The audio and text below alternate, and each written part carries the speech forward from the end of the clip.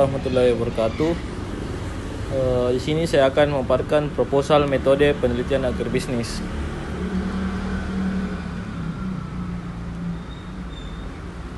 Yang berjudul Strategi Pengembangan Jambu Mete untuk Mendukung Perekonomian Petani di Kabupaten Sidrap.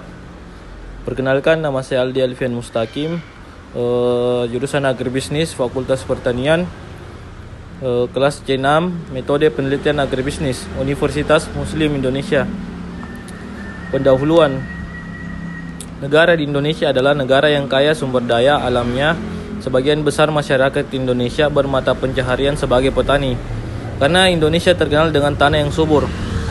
Sektor pertanian merupakan sektor yang strategis dan berperan penting dalam perekonomian nasional dan kelangsungan hidup masyarakat. Perekonomian Indonesia juga selama ini berasal dari sektor pertaniannya. Negara-negara lain juga mengakui adanya kenyataan tersebut. Hal ini disebabkan negara kita merupakan negara agraris, sehingga peran sektor pertanian masih merupakan sektor yang memberikan kontribusi yang cukup besar. Kabupaten Sidrap merupakan daerah agraris dan salah satu sentra produksi jambu mete di Sulawesi Selatan. Potensi pertanian menunjukkan bahwa Kabupaten Sidrap adalah peluang pengembangan ekonomi melalui pengembangan pertanian yang berbasis pada tanaman pangan.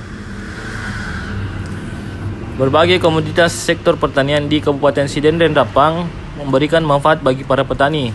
Manfaat kemitraan bagi petani yaitu tersedianya sarana input produksi dengan cara 5 tepat. 5 tepat yaitu adalah lokasi, waktu, harga, jumlah, mutu. Melalui kredit murah atau kredit ketahanan pangan. Untuk mengatasi kendala dan permasalahan pada pengembangan agribisnis perberasan, dilakukan proses komunikasi secara formal dan juga informal. Nah, dalam suasana kebersamaan dan dilahirkan model kerjasama antara pelaku agribisnis dan perberasan yang dikenal dengan pola kemitraan terhadap pengembangan tanaman padi. Untuk rumusan masalah sendiri, yang pertama terdapat bagaimana kondisi pengembangan jambu mete di Kabupaten Sidrap. Dan yang kedua, bagaimana strategi pengembangan jambu mete di Kabupaten Sidrap. Ketiga, apa saja faktor pendukung dan penghambat pengembangan jambu mete di Kabupaten Sidrap. Dan adapun tujuan kegiatan dari proposal ini adalah untuk mengetahui kondisi pengembangan jambu mete di Kabupaten Sidrap, untuk mengetahui strategi pengembangan jambu mete di Sidrap, dan yang ketiga yaitu untuk mengetahui faktor pendukung dan pengembangan jambu mete di Sidrap.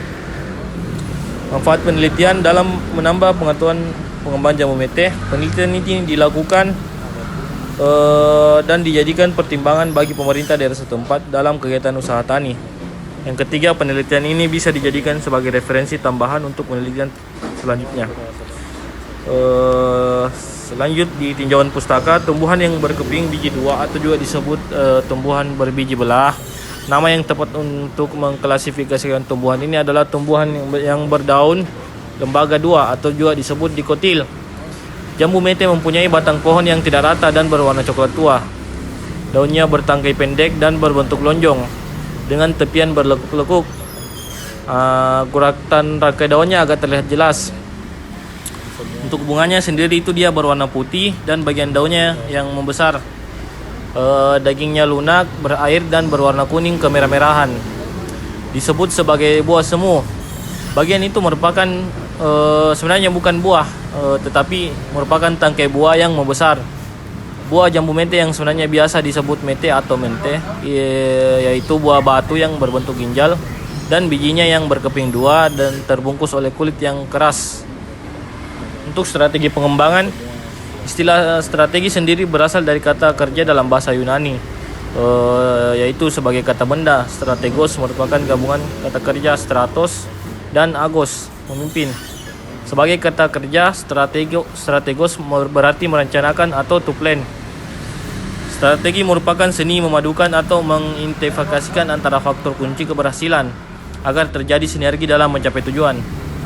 Terus perekonomian pertanian adalah ekonomi pertanian adalah bagian ilmu ekonomi umum yang mempelajari fenomena-fenomena serta persoalan yang berhubungan dengan pertanian, baik itu mikro ataupun makro. Sumber daya ekonomi pertanian meliputi lahan pertanian, rumah tangga pertanian, dan pendapatan petani.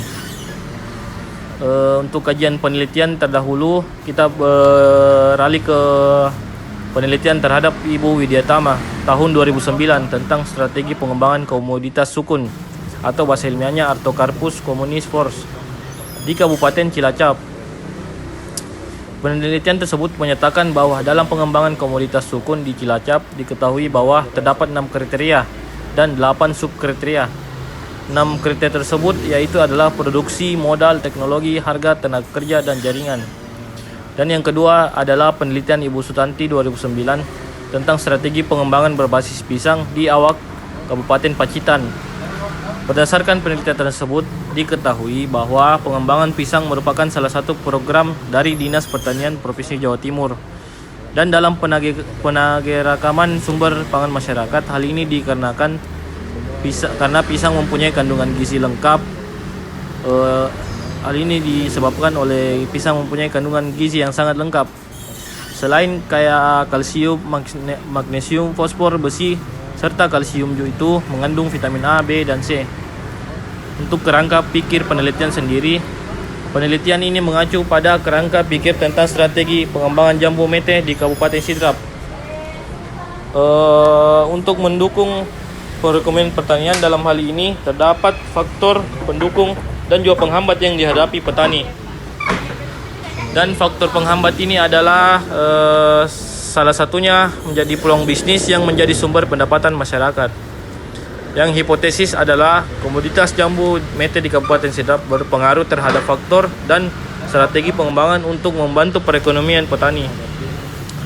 Metode penelitian yang kami lakukan adalah metode penentuan lokasi dan waktu penelitian. Penelitian ini dilaksanakan di Sidrap, Sulawesi Selatan. Pemilihan lokasi dengan pertimbangan bahwa Sidrap memiliki prospek yang baik untuk meningkatkan ketahanan pangan. Metode penentuan sampel. Dalam pengumpulan data, kami meneliti bahwa wawancara dan pertanyaan melalui kuesioner. Sasaran untuk mendapatkan data tersebut yaitu untuk petani dan juga instansi yang terkait. Yang ketiga, metode pengumpulan data. Jenis data yang digunakan merupakan data primer dan sekunder. Data primer diperoleh dari hasil wawancara para ahli. Lanjut di metode analisis data. Untuk pendekatan penelitian dilakukan secara deskriptif melalui studi kasus di Kabupaten Sidrap. Teknik pengumpulan data dan informasi dilakukan dengan cara observasi, wawancara, dan pengisian kuesioner. Sekian dari saya. Assalamualaikum warahmatullahi wabarakatuh.